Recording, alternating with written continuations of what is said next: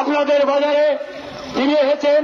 আপনাদের কাছে আবেদন করব, এই নির্বাচনে মোহাম্মদ সেলিমকে কাস্টা হাতুড়িটার চিহ্নে ভোট দিয়ে বিপুল ভোটে জয়ী করান। বন্ধুগণ, আসন্ন লোকসভা নির্বাচনে মুর্শিদাবাদ লোকসভা কেন্দ্রে বামফ্রন্ট মনোনীত কংগ্রেস সমর্থিত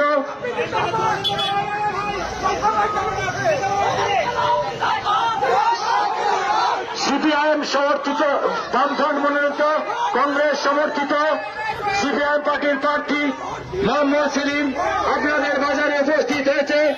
আপনারা তাকে আসন্ন নির্বাচনে কাস্টা হাতুড়ি তার চিহ্নে ভোট দিয়ে বিপুল ভোটে জয়ী করান।